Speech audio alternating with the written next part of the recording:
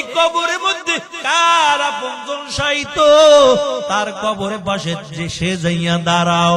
ভাই কেউ যাইয়া কবরের পাশে দাঁড়ায় আর বলে পয়গম্বর এই কবরের মধ্যে আমার ভাই শায়িত আছে। কেউ আওয়াজ দিয়া বলে নবী এই কবরের মধ্যে আমার মা ঘুমানো। আবার কেউ বলে পয়গম্বর এই কবরের মধ্যে আমার বাবা ঘুমানো। কিন্তু যেই কবরের মধ্যে আযাব হয় ওই কবরের পাশে দাঁড়ানোর মতো কেউ নাই। আল্লাহর নবী আওয়াজ দিয়ে বলে সাহাবীরা শুনো এই কবরটা কার, এই কবরের আপনজন দুনিয়ায় কেউ বেঁচে আছে কিনা বলো। সাহাবীরা ডাক দিয়া বলে পয়গম্বর একমাত্র তার মা বুড়ি মানুষ তিনি বেঁচে আছে, আর কেউ বেঁচে নাই। আল্লাহর নবী বলে ও সাহাবায়ে কেরাম তার মাকে এই জায়গার মধ্যে হাজির করে দাও। আল্লাহর নবীর কথা শোনার পর সাহাবীরা বলে নবী আমার তার মা বড় অসুস্থ, কেমন করে এই জায়গায় আনবো। আল্লাহর নবী বলেন কষ্ট হলেও আস্তে আস্তে এই জায়গায় হাজির করে দাও। মায়ার নবীর সামনে বুড়ি মাকে হাজির করা হয়। আল্লাহর নবী ডাক দিয়ে বলে বুড়ি মা এই কবরটা কার বলো। বুড়ি মা ডাক দিয়া বলে পয়গম্বর এই কবরটা হলো আমি পেটে ধারণ করেছি আমার সন্তানের কবর। আল্লাহর নবী ডাক দিয়া বলে বুড়ি মা তোমার সন্তানের কবরের মধ্যে আযাব হইতেছে। বুড়ি মহিলা কথা শোনার পর মুস্কি হেসে দিয়েছে। আল্লাহর নবী আওয়াজ দিয়ে বলে বুড়ি মা তোমার সন্তানের কবরে আযাব। এই কথা শোনার পর কেন তুমি হেসে দিলা? কেন কোন মা সন্তানের মুসিবতের কথা শুনে হাসতে পারে না? মায়ের দিলের মধ্যে আল্লাহ এত মায়া ঢেলে দিয়েছে। এ বুড়ি মা কেন তুমি হেসে দিয়েছো বলো। ওই বুড়ি মা ডাক দিয়া বলে পয়গম্বর আমি আল্লাহর কাছে আমার সন্তানের জন্য বদদোয়া করেছিলাম, ও দয়ার মালিক আমার সন্তানের জন্য আমি তোমার কাছে বিচার দিলাম। কোন নবী দোয়া করলো দোয়া কবুল করবা না, কোন ওলি দোয়া করলো তুমি দোয়া কবুল করবা না, তোমার কোন খাঁটি বান্দাও যদি দোয়া করে দোয়া কবুল করবা না। ও পয়গম্বর এই জন্য আপনি নবী হইয়া দোয়া করেছেন কিন্তু আমার আল্লাহ দোয়া কবুল করে না। মার দোয়ার পাওয়ার কেমন দেখছে?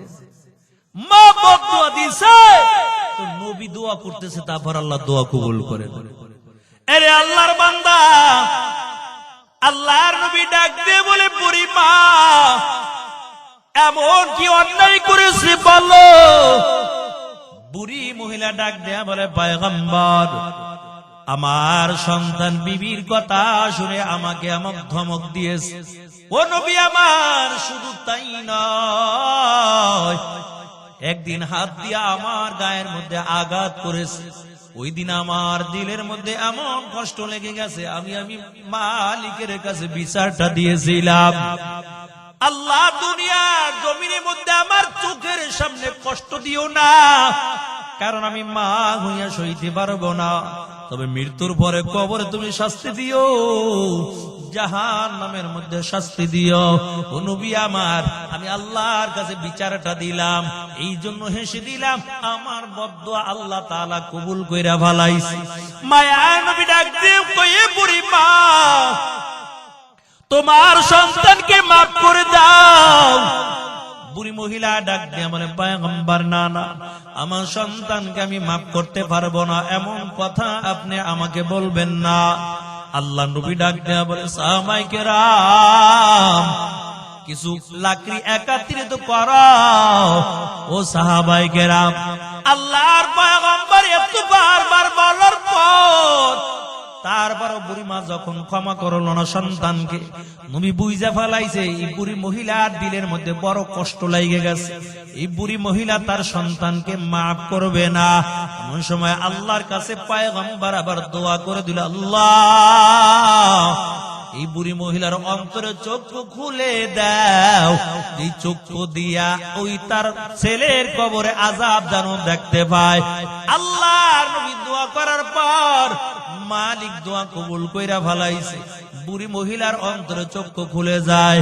বুড়ি মহিলা হঠাৎ করে ওই সন্তানের কবরের মধ্যে জাহান্নামের আগুন দুইটা চোখে দেখার পরে চিৎকার মেরে জমিনের মধ্যে পড়ে গেল আর কান্না করে আর বলে, পয়গম্বর, আমার ছেলের জন্য আল্লাহর কাছে একটু দোয়া করে দেন, আল্লাহ তাআলা যেন আমার ছেলেকে ক্ষমা করে দেয়। মায়ের নবী ডাক দেয়া বলে, বুড়ি মা, আগে তোমার সন্তানকে তুমি মাফ করে দাও। বুড়ি মহিলা বলে, নবী আমার, আপনাকে সাক্ষী রেখে আমি বললাম, আমার সন্তানের উপর আমার কোনো কষ্ট নাই, আমার সন্তানকে আমি মাফ করে দিলাম, আল্লাহ যেন আমার সন্তানকে ক্ষমা করে দেয়। সাথে সাথে যখন বুড়ি মহিলা তার সন্তানকে ক্ষমা করে দিল, আল্লাহ তাআলা সাথে সাথে ওই বান্দার কবরে আযাব বন্ধ করে দেয়। এই জন্য মা বাবার কাছ থেকে দোয়া লইবেন, জীবন ধন্য হয়ে যাবে।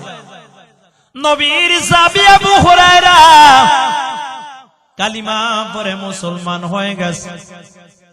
মা বারবার মারধর করে, আবু হুরায়রা নবীর কাছে যেতে পারবা না। আবু হুরায়রা ডাক দিয়া বলে, মা,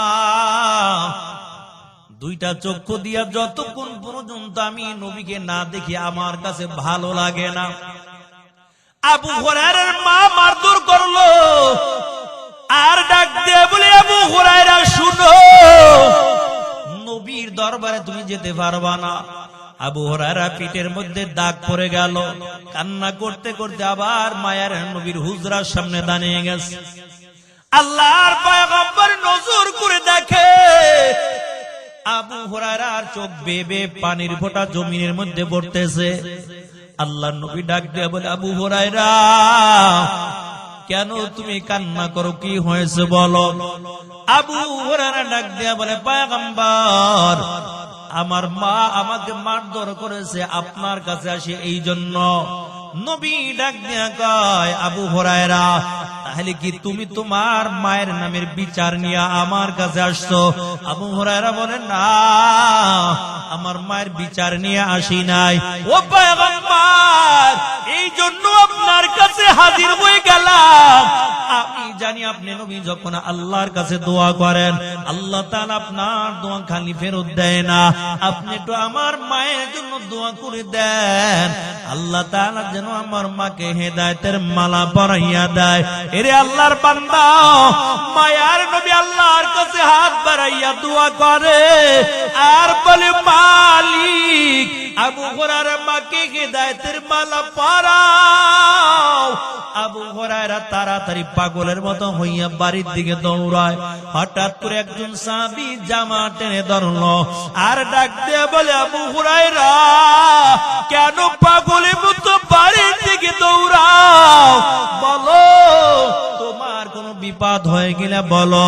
আবু হুরায়রা ডাক দিয়া বলে, তাড়াতাড়ি আমাকে ছেড়ে দাও, আমার কোনো বিপদ হয় নাই, মুসিবত হয় নাই।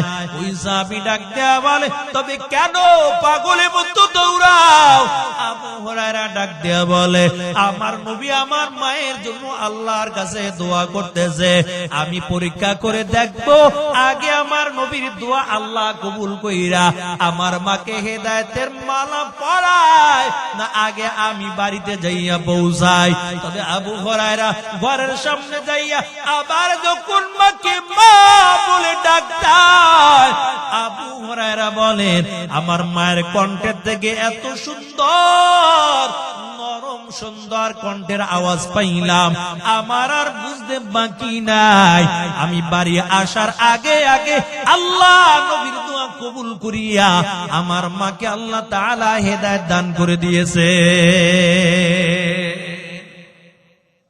এর নবীর উম্মতের দল।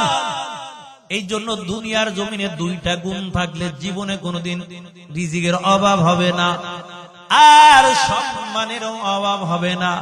এক নাম্বার গুণের নাম হলো মা বাবার কাছ থেকে দোয়া লইবা, মা বাবার সঙ্গে বেয়াদবি করবা না। কারণ মা বাবার কলিজার মধ্যে যদি আঘাত দাও, আমার মালিক সইতে পারে না। আমার মালিক কিন্তু বান্দার উপর নারাজ হয়ে যায়। এই জন্য আল্লাহর পয়গম্বর বলে, রিদার রব্বি ফি রিদাল ওয়ালিদ ওয়া সাখাতার রব্বি ফি সাখাতাল ওয়ালিদ। কয় যেই সন্তানের উপর পিতা মাতা রাজি হয়, ওই সন্তানের উপর আমার আল্লাহ বড় খুশি হয়ে যায়। আজকে কত যুবক বিবির কথা শুই না মা বাবার কলিজার মধ্যে আঘাত দাও। কত যুবক মা বাবাকে ঠিক মতো